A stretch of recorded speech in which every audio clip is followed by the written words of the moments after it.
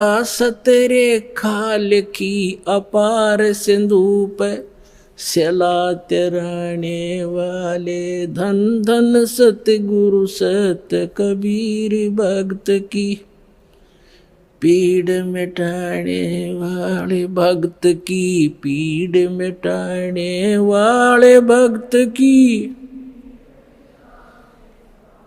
धन धन सतगुरु सत कबीर भक्त की डसी सर्प ने जब जा पुकारी इंद्रमती अकुलाए डसी सर्प ने जब जा पुकारी इंद्रमती अकुलाए आपने तुरंत करी सहाय बेरूली मंत्र सुनाने वाले आपने तुरंत करी सहाय बेरूली मंत्र सुनाने वाले धन धन सतगुरु सत कबीर भक्त की पीड़ मिटाने वाले भक्त की पीर मिटाने वाले धन धन सतगुरु सत कबीर भक्त की दामोदर सेठ के होठ अकाज अर्ज करी डूबता देख जहाज दामोदर सेठ के होठ अकाज अर्ज करी डूबता देख जहाज लाज मेरी रखियो गरीब नवाज समुद्र से पार लंगाने वाले लाज मेरी रखियो गरीब नवाज समुद्र से पार लंगाने वाले धन धन सतगुरु सत कबीर भक्त की भक्त की पीड़ मिटाने वाले भक्त की पीर मिटाने वाले धन धन सतगुरु सत कबीर कह कर जोर दीन धर्मदास दरस दे पूर्ण करियो आस कह कर जोड़ दीन धर्मदास दरस दे पूर्ण करियो आस मेटियो जन्म मरण की तरास वो सत्य पद प्राप्त कराने वाले मेटियो जन्म मरण की तरास वो सत्य पद प्राप्त कराने वाले धन धन सतगुरु सत कबीर भक्त की पीड़ मिटाने वाले भक्त की पीड़ मिटाने वाले भक्त की पीड़ मिटाने वाले धन धन सतगुरु सत कबीर भक्त की भक्त की पीड़ मिटाने वाले भक्त की पीड़ मिटाने वाले धन धन सतगुरु कबीर भक्त की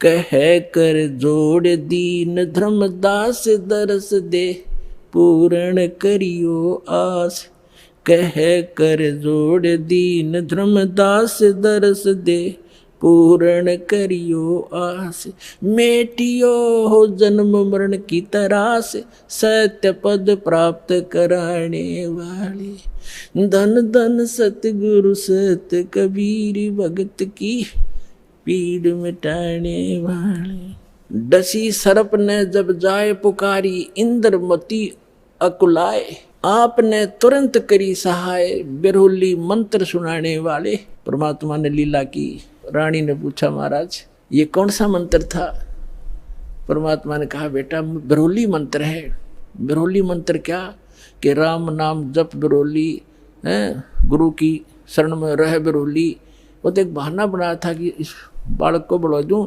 लेकिन वो तो समझ सकती है मंत्र की क्या आवश्यकता उसको अब रानी की खुशी का ठिकाना नहीं रहा और राजा का भी दचगी गारडू भी फेल वैद भी फेल इतना जरूर मान लिया संत ठीक है लेकिन राजा की बुद्धि सातवें आसमान पर होती है पुण्यकर्मी प्राणी होते हुए भी वो दुर्भागी होता है जो भक्ति नहीं करता।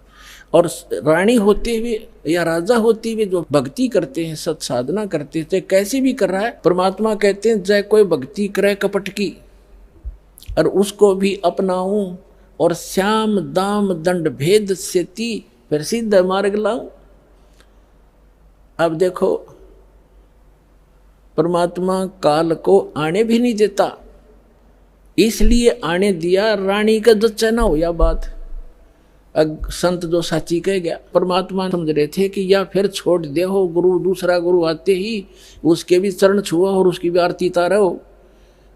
और पुण्यात्मा गुरु को तजे भजे जो आना, अर्ता पशुआ को फोकट ज्ञाना। परम संत ने छोड़कर फिर वो नकलियां फिर भी आस्था जिसकी है तो वो फोकट ज्ञान श्रद्धा नहीं बनी उसकी। जैसे पति भरता पति से राती आन पुरुष नहीं भावे और बस है पीहर में सुरत प्रीतम में ऐसे ध्यान लगा। क्योंकि पहले तो आपके पास कोई पैमाना ही नहीं था मापन का, जांच करने का कोई ऐसा वस्तु नहीं थी, विकल्प नहीं था। अब दास आपको पहले संत को जांचने के पैमाने देता है कि इससे नाप के देख लियो जिसके पास ये ज्ञान है। जैसे धर्मदास जी भी पहले ऐसे दूसरी साधना करता था, जब परमात्मा ने उसको सच्चा ज्ञान सुना वो फिर भी बुद्धि भ्रष्ट हो गई थी बीच में, तो फिर परमात्मा मिले नहीं थे, तो उसने सोचा साधु संत के रूप में मिले थे। कोई भी संत मिलता धर्मदास उसके पास जाता और जाते ही कहता महाराज जी ठीक सो, कहाँ आजा बच्चा ठीक है। तो उसने पूछा जी वो क्या प्रश्न करता था कि ब्रह्मा विष्णु महेश के माता पिता कौन है? तो वो कहता था अरे ये तो अजरो अमर है, सर्वेश्वर है, ये कहाँ से बात उठा लिया। तो तभी उठकर चल पड़ता था कि ना ये संत नहीं है। तो उसके पास एक पैमाना था उनको जांचने का। और जब उसने परमात्मा मिले दोबारा फिर वो तो पूरा काम उनका होना ही था। तो पहले तो आपके पास कोई ऐसा था नहीं मेजरमेंट टेप जिससे आप उसको नाप सकते थे, तोल सकते थे, जांच सकते थे। और जब पूर्ण संत मिल जाए फिर भी वो नहीं वास्ता है, वो तो जीवन नाशक है आपके। हाँ उनको समझाने की चेष्टा करो गुरुजी। पहले जो गुरुजी थे कि भक्त महाराज जी आदर से बोलो, आप गलत दिशा पर जा रहे हो, इन प्रश्नों का उत्तर या तो आप दो और नहीं ताजा मेरे साथ अपना नाम लो कल्याण कराओ। इतना यारी है उनके साथ, उससे आगे दोस्ती मत रखना। परमात्मा इस काल को नहीं आने देते किसी रूप में, उस घर में झांक भी नहीं सकता काल। तो दाता ने इसलिए छोड़ा था कि अपना कर लेगा काम। इस बेटी का भी यकीन हो जाएगा, नया जीवन फिर नाश कर देगी, बीच में डूब देगी सारी कहानी ने। तो उसके बाद ऐसा दृढ़ विश्वास हुआ उस लड़की के, और परमात्मा बिना कुछ भी दिखाई नहीं दे। ना वो राजा मना करे फिर कि इसका तो जीवन दान मिल गया मेरी रानी का इस संत से। परमात्मा आते जाते रहे घर पे, ज्ञान सुनाते, भोजन करके उसको उद्धार करते, उसका धर्म बनवाते। तो एक दिन रानी ने कहा कि महाराज मेरे पति को भी समझा दो। अच्छा बेटा बुला ले उसको। राजा बुला लिया। परमात्मा लागे समझाने के भाई परमात्मा की भक्ति करनी चाहिए और ये राजपाट सदा नहीं रहता, एक दिन मृत्यु भी होएगी, परमात्मा की भक्ति करते रहना। तो राजा क्या कहता है महाराज जी देखो मैंने तो पार्टी अटेंड करनी पड़ती है, क्यों घुटी छुट्टी लानी पड़ती है और मेरे पास समय नहीं है, लेकिन मैं आपकी चेली ने मना नहीं करता कितना या दान करो और कितना सत्संग करवा लो, मेरे बस की बात नहीं है भक्ति करना।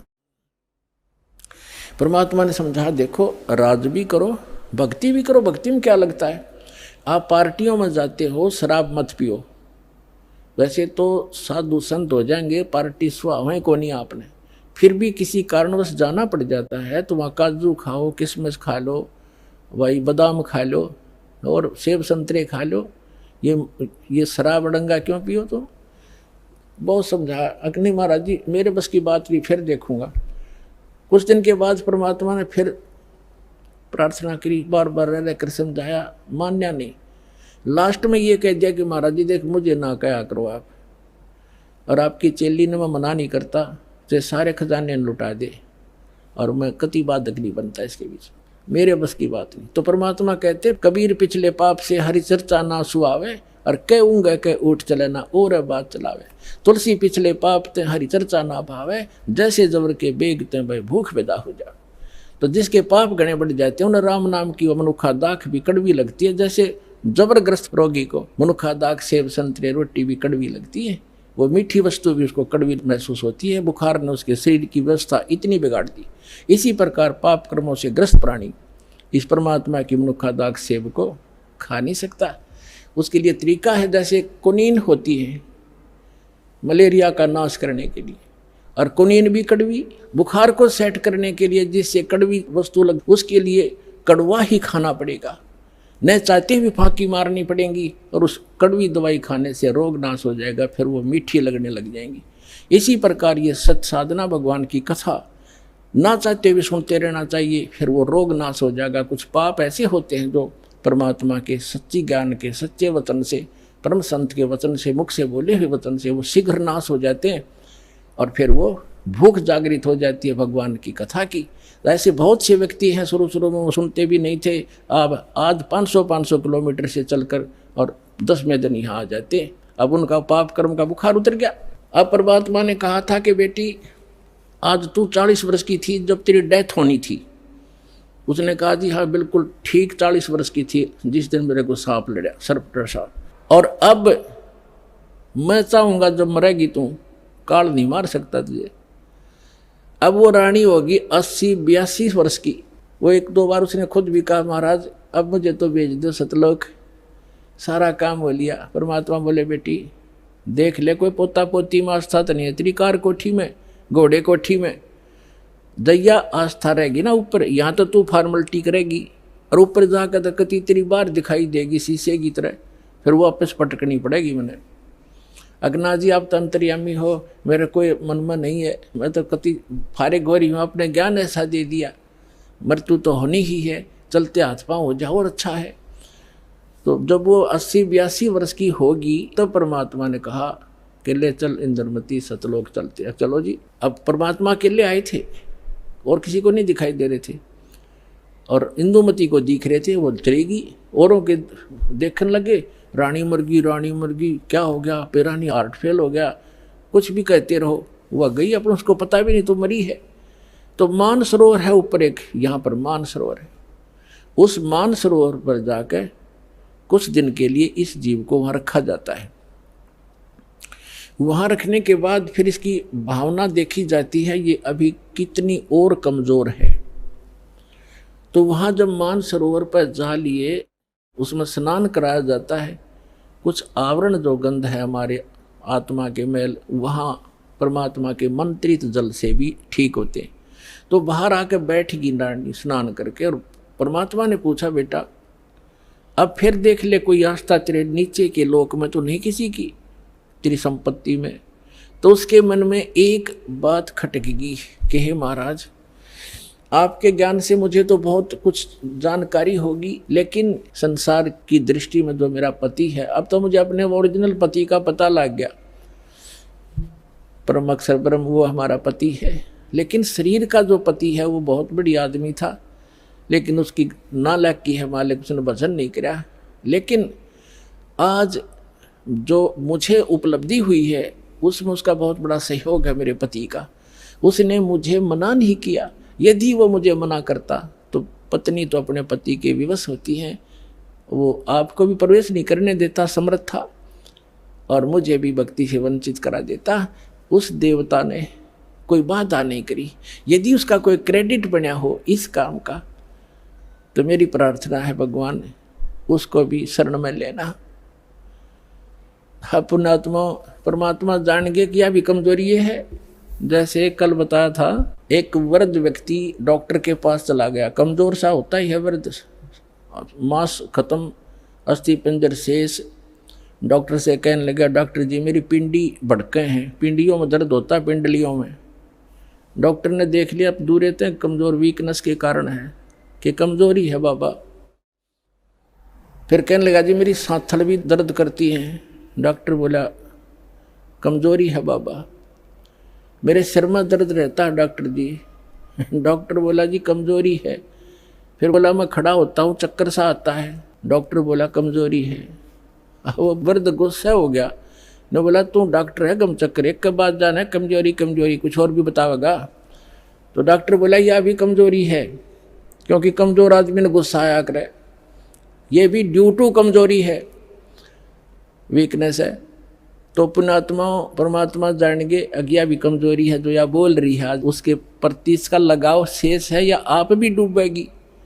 तब कहा बेटा तू यहाँ रुक कुछ दिन। अब राजा 90 वर्ष का हो गया था, अट्टा कट्टा शरीर, अच्छे खावे खादू, लावे घुटी, किसमस बादाम और लाल चेहरा। अब ने सोचा था 100-125 वर्ष तो जिया ही करें न खूब। अब राजा आया, चौक में आया बाहर से घूम के, 90 वर्ष की उम्र होगी थी, और आते ही नीचे उतरा घोड़े से, नौकर आसपास खड़े, अंगरक्षक साथ थे, बाहर से आए थे, और पलंग तक भी नहीं पहुंचा, गद गिरा और टट्टी पेशाब निकल गई, यम के दूध खड़े दिखाई दे, जबान बंद होगी, उसका टाइम आ गया, सेकंड भी नहीं दे, एक सांस भी नहीं दे काल तो, और खिंच खिंच कर सांस लग गया, टट्टी पेशाब निकल गई, नू आँखें फट गई। वैद्य बुद्धों ने अपनी सारी जंतर मंतर कर लिए, सारी दवाई दे दी, फिर वो समझ गए कब इसका अंत समय है। तब परमात्मा ने कहा कि देख बेटी उस प्लातून की क्या हालत हो रही है, देखो यम के दूध खड़े चारों तरफ और उसको कैसे डरा रहे हैं, उसकी जुबान बंद कर रखी है उन्होंने, अब ये बोल नहीं पा रहा, और धरती तोलता फिरे था, कहे कि नहीं मानने था। तब रानी बोली देख लो जी मैं क्या बताऊँ आपने, उसने मेरी मदद बहुत कर रखी है। परमात्मा समझ गए कहाँ या के कहना चाहे है, तो कहने लगा बेटी मैं जाता हूँ। तो परमात्मा आकर प्रकट हो गए वहाँ उनके चौक में।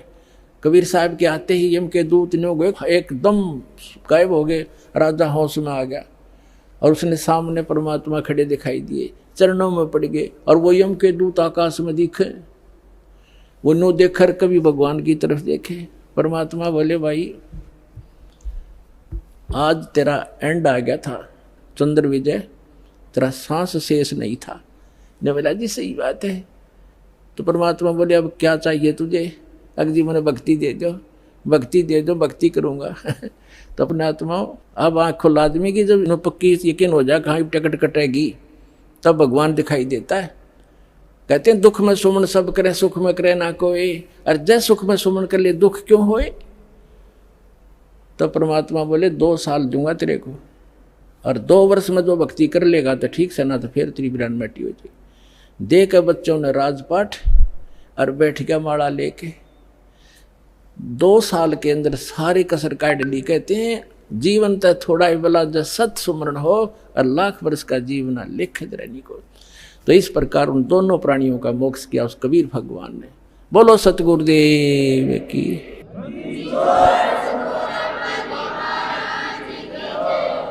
तो कबीर साहब कहते हैं भक्ति बीज होवे जो हंसा, और तारों तास के 71 वंशा। आपकी 101 पीढ़ी पार करेगा भगवान, ये सत्कर मान लियो, लगे रहना आखिरी सांस तक। बोलो सतगुरुदेव।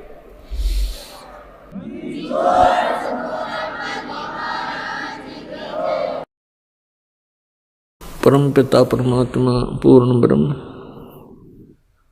सर्वश्रेष्ठी रचनहार कबीर परमेश्वर, कबीर देव, ये हम सब आत्माओं के जनक हैं, हमारे पिता हैं। ये परमात्मा हमारे लिए भटक रहे हैं क्योंकि हमने गलती की थी। उस गलती के कारण हम ऐसे स्थान पर आ गए, यहां से वापस जाना हमारे बस से बाहर की बात है। यहां से बाहर समर्थ ही निकाल सकते हैं, समर्थ केवल परमात्मा ही है। परमेश्वर कबीर देव हैं, ये समर्थ हैं, बाकी सभी जीव संज्ञा में। उस समर्थ के सहारे ही हम वापस जा सकते हैं। उस समर्थ ने आकर के हमें यहां से वापस जाने की विधि बताने की चेष्टा की, लेकिन हम बालकपन में, अनजानपने में और काल के संतों पंथों महंतों द्वारा भ्रमित हो जाने के कारण हम परमात्मा को पहचान नहीं पाते। और उस परमात्मा को ना पहचान कर हम उसकी उंगली नहीं पकड़ते, हम काल के जाल में रह जाते हैं। वो परमात्मा यहाँ चारों युगों में आते हैं और प्रत्येक युग में वो ऐसी लीला करते हैं और उन लीलाओं की जानकारी जो भगवान किया करता है हमारे सदग्रंथ पवित्र वेद बताते हैं। और अन्य जो ग्रंथ बने हैं जैसे पवित्र 18 पुराण, ये अनुभव है उन ऋषि महर्षियों का जिनको परमात्मा प्राप्ति हुई नहीं। और जैसे संतों की वाणी है जिनमें कौन कौन से संत हैं जिनको परमात्मा प्राप्ति हुई है और उनके विषय में दास को जानकारी है। आदरणीय धर्मदास साहिब जी, आदरणीय मलुकदास साहिब जी, आदरणीय नानक साहिब जी, आदरणीय दादू दास साहिब जी, आदरणीय गरीबदास साहिब जी, गांव छुनानी, जिला ददर, हरियाणा प्रांत वाले, आदरणीय गीसा दास साहिब जी, गांव खेखड़ा, जिला मेरठ, उत्तर प्रदेश, भारत वाले। इन महापुरुषों के जो अमृत वचन हैं ये परमात्मा प्राप्त हंस हैं, परम हंस हैं। इनके जो वचन हैं और जो वेदों के कथन हैं और जो श्रीमद् भगवत गीता का जो वर्णन है, इन सब का एक मेल है। क्योंकि पवित्र श्रीमद् भगवत गीता पवित्र चारों वेदों का ही सारांश है। और पवित्र कुरान शरीफ, पवित्र बाइबल, ये इन कुछ अंश इनका गीता, वेदों और महापुरुषों की वाणी से मिलता है, शेष नहीं मिलता। उसका कारण क्या है कि जैसे पवित्र बाइबल के अंदर उत्पत्ति ग्रंथ है, उत्पत्ति ग्रंथ का जहां तक 6 दिन में सृष्टि रचकर 7वें दिन तख्त पर जा विराजे परमात्मा पूर्ण ब्रह्म, जहां तक वो ज्ञान है वो बिल्कुल सत्य है। वेदों और गीता और उनसे मिलता है महापुरुषों की वाणी से। उसके बाद परमात्मा पूर्ण ब्रह्म तो अपने निज स्थान पर विराजमान हुए। उसके बाद यहाँ की बागडोर काल ने संभाल ली, ब्रह्म ने। आगे का शेष वर्णन वही पुराणों के सत्र का है पवित्र बाइबल में। ऐसे ही कुरान शरीफ में कुछ आयतों के कुछ अंश पवित्र वेदों से, पवित्र महापुरुषों की वाणी से मिलते हैं और शेष वही पुराणों सत्र का उसमें ज्ञान है। तो ये सभी सदग्रंथ आदरणीय हैं, लेकिन परमात्मा पाने की विधि जब तक हमें नहीं मिलेगी तो हम मोक्ष प्राप्ति नहीं कर सकते। तो परमात्मा ने स्वयं आकर के जो यथार्थ ज्ञान दिया ऐसा ही वो देते हैं, ऐसा ही करते हैं। चारों युगों में परमात्मा आते हैं, अपना यथार्थ ज्ञान बताते हैं। सतयुग में परमात्मा आए थे सत्सुकृत नाम से, और ऐसे जो प्रत्येक युग में वो लीला किया करते हैं, ऐसी लीला की थी। सतलोक से चलकर आए, एक सरोवर के अंदर कमल के फूल के ऊपर विराजमान हुए। वहां से एक निसंतान दंपत्ति उनको उठा ले गए। परमात्मा ने आहार नहीं किया। कुंवारी गाय का दूध परमात्मा की कृपा से ही गाय ने दूध दिया, बछिया ने वो दूध पान किया। तो प्रत्येक युग में परमेश्वर कबीर जी ऐसी ही लीला करते हैं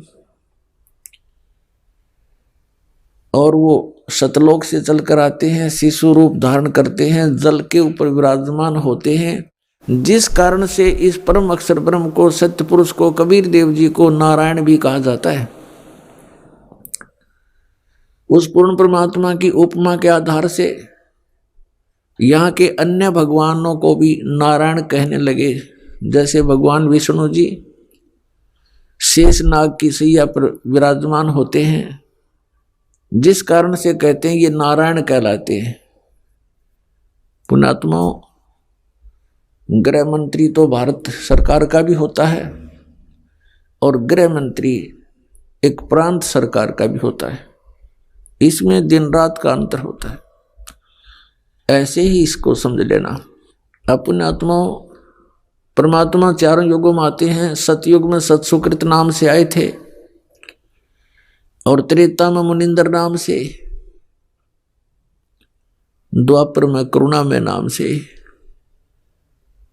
और कलयुग में वो अपने ओरिजिनल नाम से, कबीर नाम से, कबीर देव नाम से प्रकट हुए।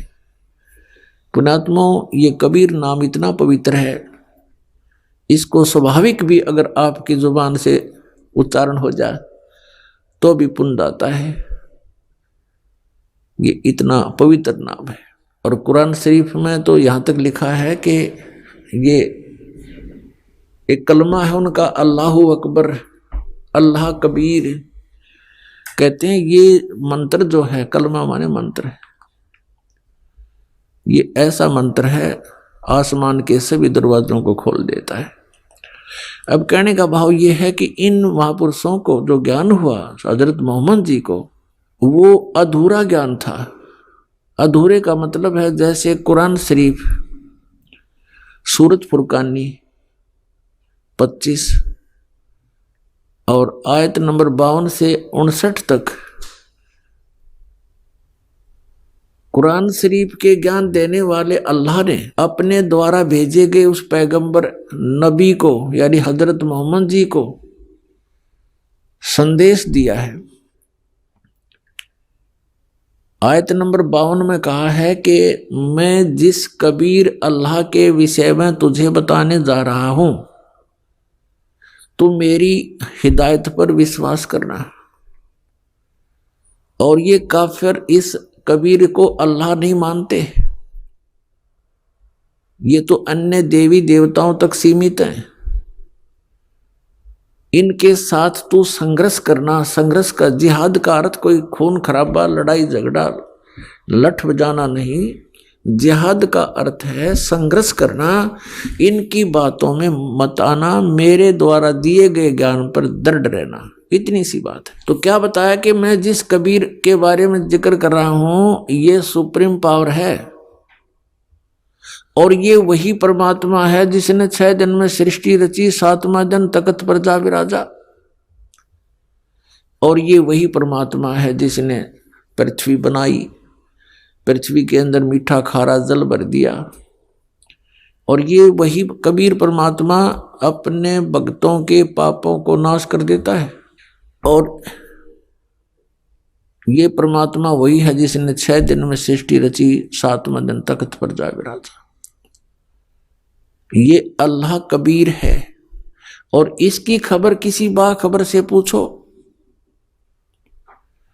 पुण्यात्माओं, सदग्रंथों को समझना जीव सतर का काम नहीं है। जिस पर परमात्मा की कृपा हो उसकी बुद्धि को खोल देते हैं, नहीं तो काल ने सबकी बुद्धि को बंद कर रखा है। उसने रिमोट अपने हाथ में रखा है।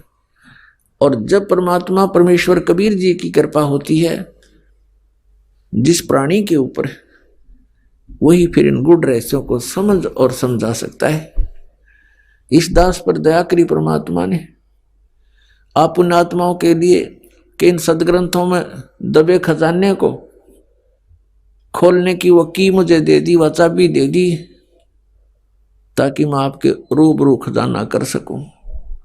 इसमें स्पष्ट किया हुआ है कि पूरा मुसलमान समाज ये कहता है कि जो कुरान शरीफ का ज्ञान दिया वो हमारा भगवान है, अल्लाह है, खुदा है। और वो इसी को बड़ा अल्लाह कहते हैं कि सबसे बड़ा यही है। अब कुरान शरीफ के ज्ञान देने वाला तो स्पष्ट कर रहा है, कुरान शरीफ में सूरत फुरकानी 25 आयत नंबर 59 में कहता है कि वो परमात्मा जिसने 6 दिन में सृष्टि रची, 7वां दिन तख्त पर जा विराजा, वो परमात्मा है कबीर। और उसकी खबर किसी बा खबर से पूछो। इससे सिद्ध हो गया कि कुरान शरीफ के ज्ञान देने वाला अल्लाह से भिन्न है वो सुप्रीम पावर। तो इस दृष्टिकोण से दास कहता है कि हजरत मोहम्मद को जो ज्ञान प्राप्त हुआ वो कंप्लीट नहीं है। इसी प्रकार श्रीमद् भगवत गीता अध्याय नंबर 4 के श्लोक नंबर 34 में गीता ज्ञान दाता ये वही ब्रह्म है जो कुरान शरीफ का ज्ञान हजरत मोहम्मद को दे रहा है। यहाँ गीता का ज्ञान श्री अर्जुन जी को दे रहा है श्री कृष्ण में प्रवेश करके। इसमें भी कहा चौथे अध्याय के 34वें श्लोक में गीता जी में कि उस तत्व ज्ञान को जो परमात्मा ने स्वयं आकर के कहा सुनाया है वो तत्व ज्ञान है। उस तत्व ज्ञान को किसी तत्वदर्शी संतों के पास जाकर पूछो, मैं नहीं जानता। और उनको दंडोत प्रणाम करने से तत्वदर्शी संत तुझे उस परमात्म तत्व का ज्ञान कराएंगे। अपने विषय में कहता है दूसरे अध्याय के 12वें श्लोक में गीता ज्ञान दाता, चौथे अध्याय के 5 और 9 श्लोक में,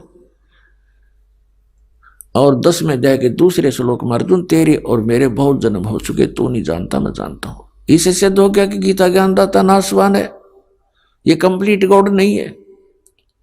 ये स्वयं कह रहा 18वें अध्याय के 62वें श्लोक में कि तू सर्वभाव से उस परमेश्वर की शरण में जा, उसकी कृपा से ही तू परम शांति को और सनातन परम धाम को प्राप्त होगा। तो इति सिद्धम के गीता ज्ञान दाता से अन्य कोई और सुप्रीम पावर है। इति सिद्धम कि कुरान शरीफ के ज्ञान दाता से भी अन्य कोई सुप्रीम पावर है, वो कबीर है, वो कबीर है।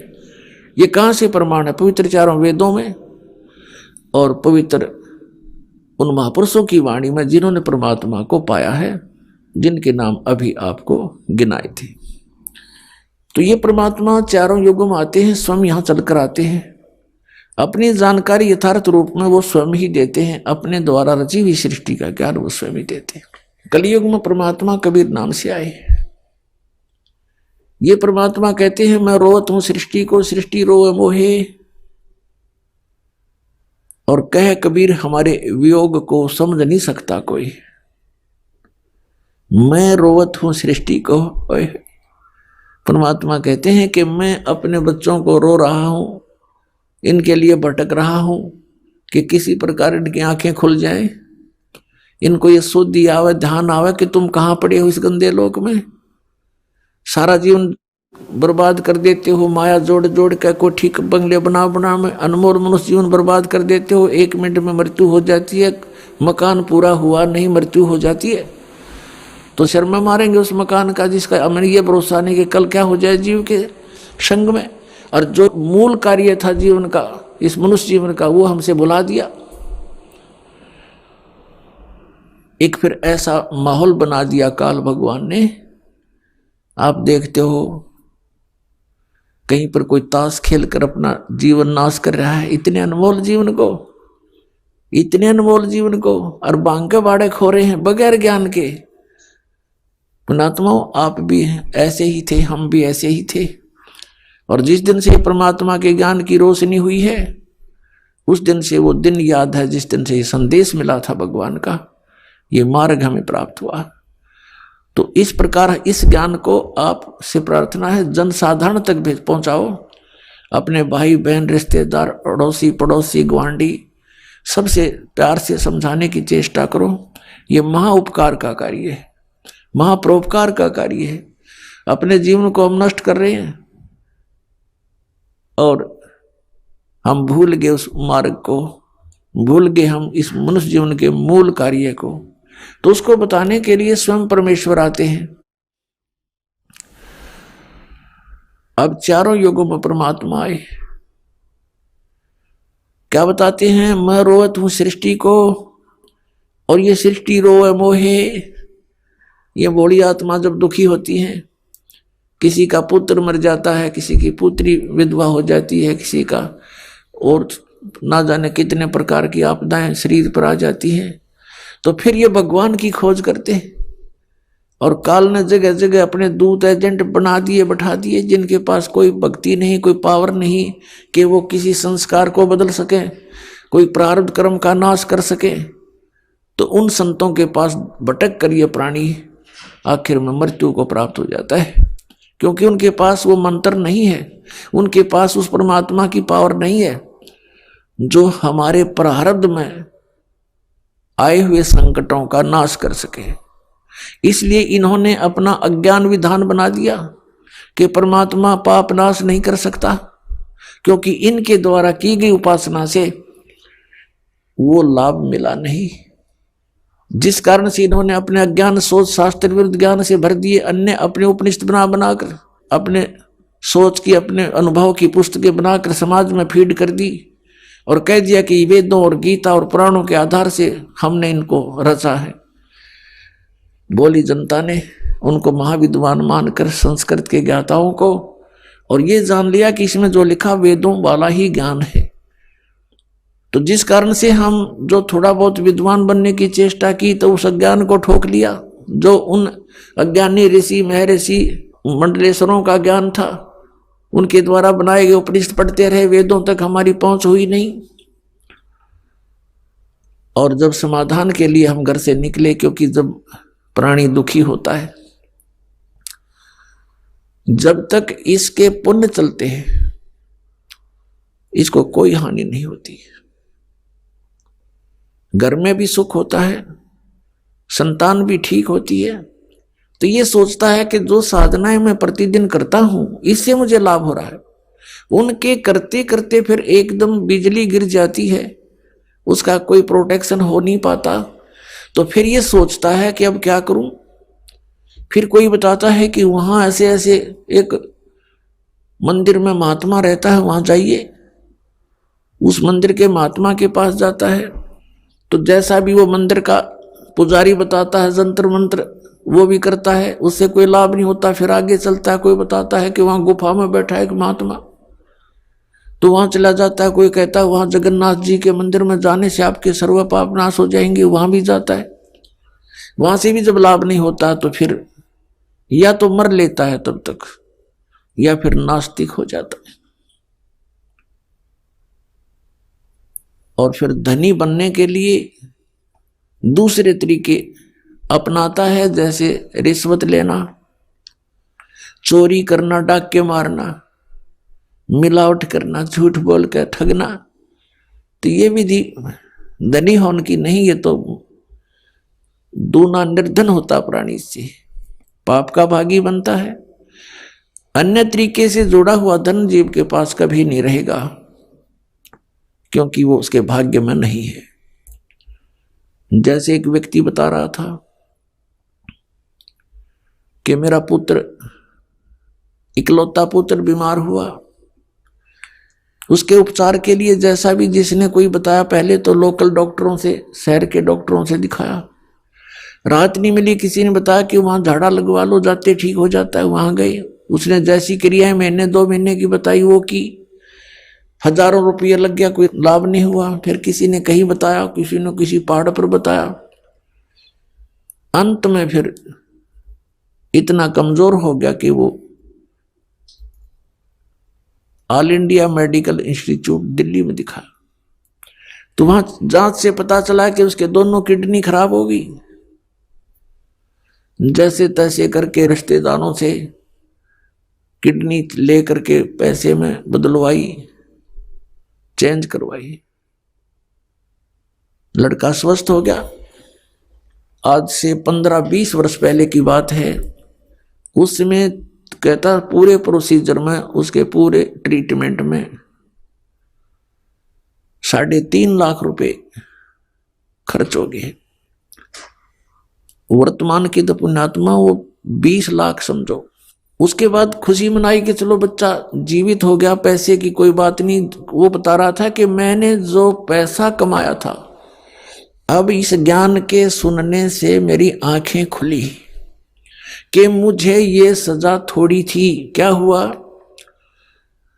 कि 6 महीने के बाद वही लड़का बस दुर्घटना में मारा गया, इकलौता पुत्र, जिसको सुखी बनाने के लिए, धनी बनाने के लिए मैंने बहुत सी गलतियां की, 2 के 20 बना करके वस्तुएं बेची, कोई नकली कोई असली बेची।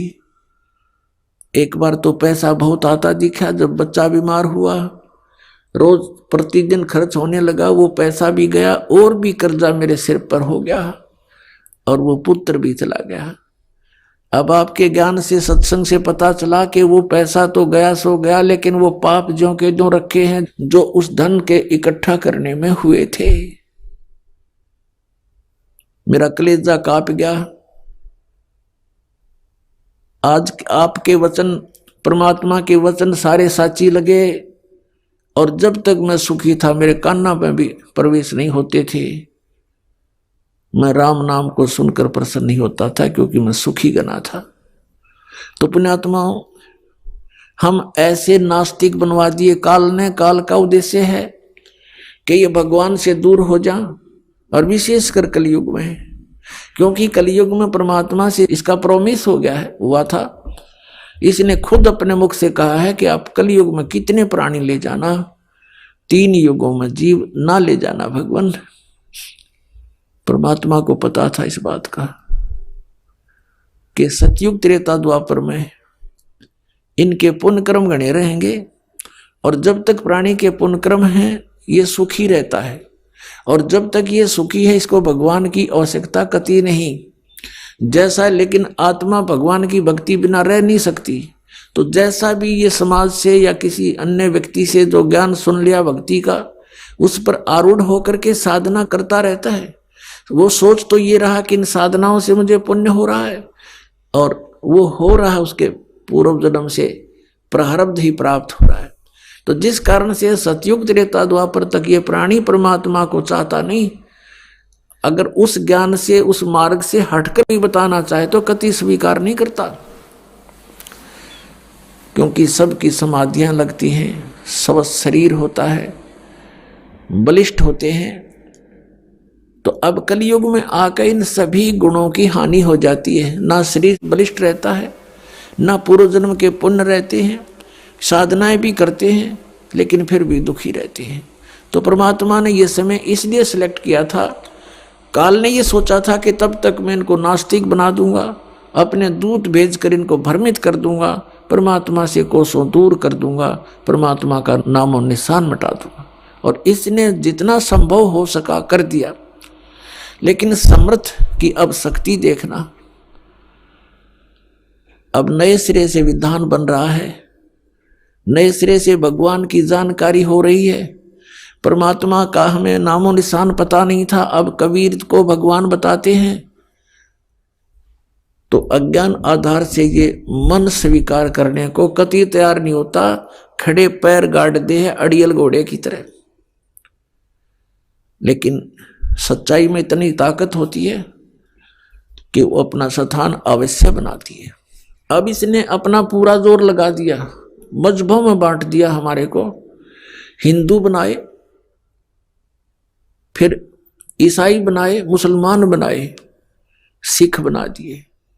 अब इसके बाद भी इसका नहीं, इसकी सब्र नहीं हुआ, इसको संतुष्टि नहीं हुई, तृप्ति नहीं हुई, तो इसने फिर ये नकली पंथ चला दिए, राधा स्वामी, धन धन सतगुरु, जय गुरुदेव, और ये सच्चा सौदा, और ये दनोदाड़ा, ताराचंद वाला, ठाकुर सिंगाला, और निरंकारी सतपाल महाराज, और योत्रा, ये क्या नाम है, अमेरिका में रहता है वो, बाल योगेश्वर कहते हैं, या साराम सुधांशु, ये दूत बेच दिया अपने। इनको कख पता नहीं, भक्ति मार कर करोड़ों व्यक्तियों को बर्बाद कर दिया इन्होंने। इससे पहले महात्मा बुद्ध भेजा था इसने। अब महात्मा बुद्ध कौन था? ये स्वर्ग लोक से आया हुआ प्राणी था, पिछले पुण्यकर्मी प्राणी था, राजा का लड़का था। राज भी त्याग दिया, क्योंकि वो सुख जो स्वर्ग में है यहाँ की किसी वस्तु में नहीं है, और जो सतलोक में है वो यहाँ के स्वर्ग में भी नहीं है। तो जो प्राणी जहाँ के सुख से कुछ आप प्रभावित होता है, तो उसने उस आधार से राज्य त्याग दिया। तो उस सुख की तलाश में ये निकला घर से स्वयंभू, कोई संत मिला नहीं। अपनी मर्जी से, पिछले अभ्यास से, पिछले पुण्य के प्रभाव से इसने अपने आप ही हठ योग करना शुरू कर दिया, जो ये पहले किया करते हैं। हठ योग करने से इसने आहार भी त्याग दिया। गया के अंदर एक वट वृक्ष के नीचे बैठ कर इसने साधना की महीनों तक। इसके प्राण जाने को हो गए, अस्थि पिंजर सूख गया। एक माई ने इसके मुख के खीर खार लगा दी, धीरे धीरे तो चाटने लगा। तीसरे दिन इसने आंख खोल दी और फिर पेट भर अन्न खाया। उसके बाद इसने अपना अनुभव सुनाया। वेदों और गीता को आधार नहीं रखा। इसने बना दिया विधान के starvation could not lead to salvation, कि भूखा मरने से भगवान प्राप्ति नहीं हो सकती। बस इतना ही विधान पाया इसने इतने दिन डरे ढोकर। अंत में इसने फिर इसके वचनों में इतना प्रभाव था, बहुत से श्रद्धालु इसके अनुयायी बन गए। कई राजा लोग इसके अनुयायी बन गए। अहिंसा मत करो, किसी को दुख ना दो, ये नियम बना दिए। लेकिन जो नियम आत्म कल्याण का था उसके पास था नहीं। इनके वचनों से प्रभावित होकर लाखों व्यक्ति इनके साथ हो लिए और उनके द्वारा बताई गई भक्ति विधि से आध्यात्मिक लाभ न होने से अब महात्मा बुद्ध के अनुयायियों ने यही मान लिया कि भगवान कहीं नहीं है। पूरा चीन नास्तिक हो गया। विश्व की आधी आबादी लगभग चीन के अंदर बताते हैं, और वो सारा नास्तिक, क्योंकि महात्मा बुद्ध का अनुयायी था। पूरा रूस नास्तिक। तो कहने का भाव ये है पुण्यात्माओं, अब काल का जहां भी दाव लगा इसने कसर नहीं छोड़ रखी। आइए अब हम उन श्रद्धालुओं के अनुभव जानते हैं जो जगत गुरु तत्वदर्शी संत रामपाल जी महाराज जी से दीक्षा प्राप्त कर चुके हैं तथा उनके द्वारा बताए गए भक्ति मार्ग पर चल रहे हैं। नमस्कार जी। नमस्कार सर। क्या नाम है जी आपका? मेरा नाम मीनाक्षी वर्मा, बिलासपुर छत्तीसगढ़ से हूँ। मीनाक्षी जी, संत रामपाल जी महाराज से नाम दीक्षा आपने कब ली? मैं 15 अगस्त 2016 को संत रामपाल जी महाराज से नाम दीक्षा ली सर। संत रामपाल जी महाराज से नाम दीक्षा लेने से पहले क्या आप कोई भक्ति साधना भी करती थी? जी सर, हम सभी देवी देवताओं की भक्ति करते थे और मैं ज्यादातर दुर्गा जी को मानती थी। तो फिर क्या कारण बना कि आप संत रामपाल जी महाराज की शरण में आई? संत रामपाल जी महाराज की शरण में आने का मेरी बहन जुड़ी हुई थी, उन्होंने श्रेष्ठी रचना सुनाई, लेकिन मुझे यकीन नहीं हुआ कि ये जो बता रहे हो आप, मैं यकीन नहीं करती। क्या प्रूफ है इस बात का कि जो आप इतनी ज्ञान बता रहे हो। फिर एक दिन गुरुजी संत रामपाल जी महाराज सत्संग कर रहे थे टीवी चैनल पर, मैं देखी तो संत रामपाल जी महाराज खोल कर गीता, बाइबल, गुरु ग्रंथ साहिब ये सब को बता रहे थे। तो मैं बोली, हे भगवान, ये प्रूफ है। फिर मैं संत ज्ञान गंगा पढ़ी और संत रामपाल जी महाराज से नाम दीक्षा ली सर। संत रामपाल जी महाराज से नाम दीक्षा लेने के बाद क्या आपको कोई लाभ भी मिले? संत रामपाल जी महाराज से नाम दीक्षा लेने के बाद सर बहुत सारे लाभ हुए। जैसे मेरे हस्बैंड गुटखा खाते थे, कभी कभी शराब भी पीते थे सर। मैं रात भर सो नहीं पाती थी, लेकिन जब से संत रामपाल जी महाराज से नाम दीक्षा लिए, उन्होंने सारे नशा छोड़ दिए। दूसरा लाभ ये हुआ सर कि एक बार हम पनागढ़ जा रहे थे जबलपुर, वहाँ भारी एक्सीडेंट हुआ बस और हमारी गाड़ी से। पूरा सामने का कांच टूट गया, हमको पता नहीं चला कि हमारा एक्सीडेंट हुआ। जोर से मतलब गाड़ी हिली, लेकिन पता नहीं चला। सामने दूर तक गाड़ी को खड़ा किए तो देखे तो सामने का पूरा कांच टूटा हुआ था और सामने का शीशा भी, बगल का शीशा भी टूटा हुआ था। तीसरा लाभ ये है कि मेरी छोटी बहन को सर हार्ट की प्रॉब्लम थी। हम गरीब परिवार होने के नाते हम इलाज उनका नहीं करवा पा रहे थे। वो डॉक्टर बताए कि उनके हार्ट में छेद है और उनका ऑपरेशन कराना पड़ेगा, लेकिन सर हम गरीब पैसा ना होने के कारण, हे भगवान हम कैसे करें, कहाँ से लाएं इतना पैसा, और हम नहीं करवाए। लेकिन अचानक से जब संत रामपाल जी महाराज का ज्ञान सुना, परमात्मा सब कर देते हैं ऐसे सुना, तो मैंने नाम दीक्षा दिलाई उनको।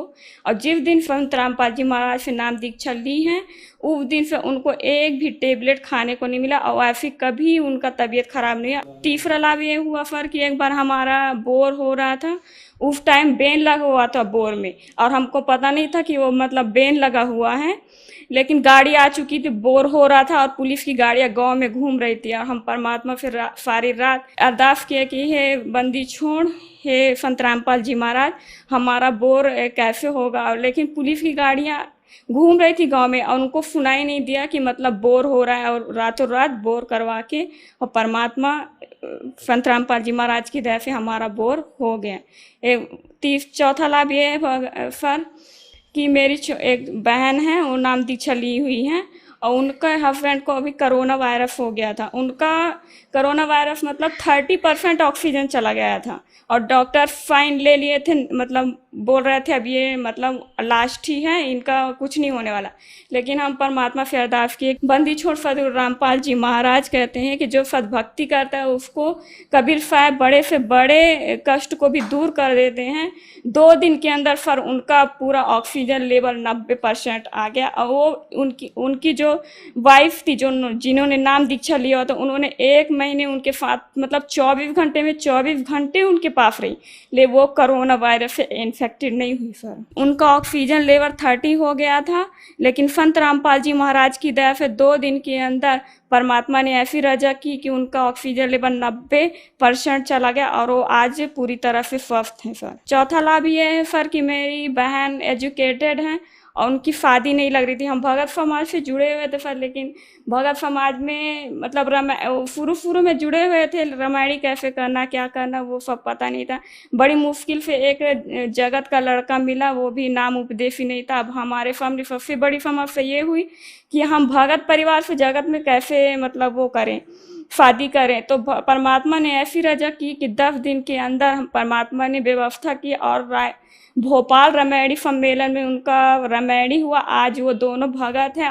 मीनाक्षी जी, संत रामपाल जी महाराज के बारे में कहा जाता है कि संत रामपाल जी महाराज से श्रद्धालु अंधश्रद्धा से जुड़ते हैं, क्या ये बात सही है? नहीं सर, अंधश्रद्धा के तहत नहीं जुड़ते हैं। पर आज पढ़ा लिखा समाज है, एजुकेटेड है। संत रामपाल जी महाराज कोई भी बात, एक भी बात मतलब बिना आधार का नहीं कहते। वो हर चीज़ को प्रूफ करके दिखाते कि बेटा जो आज आप देख रहे हो, जो आप कर रहे हो वो गलत है। जो आपके वेदों में, जो आपके पुराण गीता बाइबल जो कहती वो करो।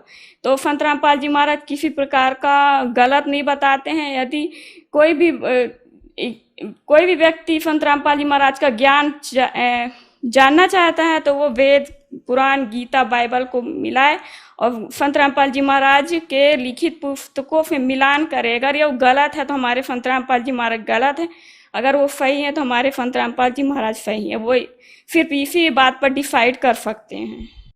मीनाक्षी जी, जैसे कि आपने बताया कि आप शुरू से ही कबीरपंथ से हैं और संत रामपाल जी महाराज से आपने हरियाणा में जाकर इतनी दूर नाम दीक्षा ली। संत रामपाल जी महाराज भी कबीरपंथी हैं और आप भी पहले से ही कबीरपंथी हैं, तो इतनी दूर संत रामपाल जी से ही नाम दीक्षा आपने क्यों ली?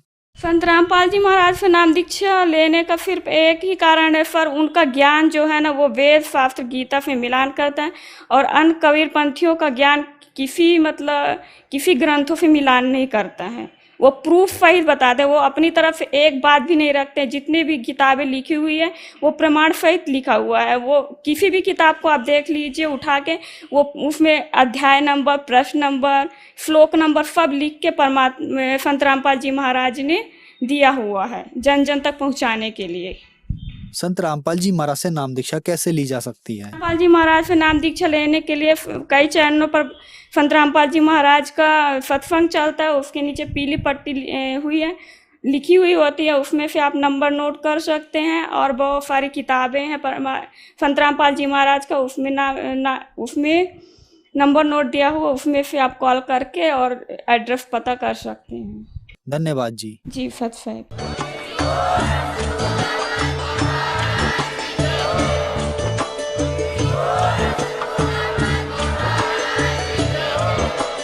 आप सुन रहे थे जगत गुरु तत्वदर्शी संत रामपाल जी महाराज जी के मंगल प्रवचन। अधिक जानकारी के लिए विजिट कीजिए हमारी वेबसाइट www.jagatgururampalji.org। संत रामपाल जी महाराज जी के शुभ आशीर्वाद से पूरे विश्व भर में 500 से भी ज्यादा नाम दीक्षा केंद्र हैं, जिन पर संत रामपाल जी महाराज जी द्वारा ऑनलाइन निशुल्क नाम दीक्षा दी जा रही है। अपने नजदीकी नाम दीक्षा केंद्र का पता करने के लिए संपर्क करें 8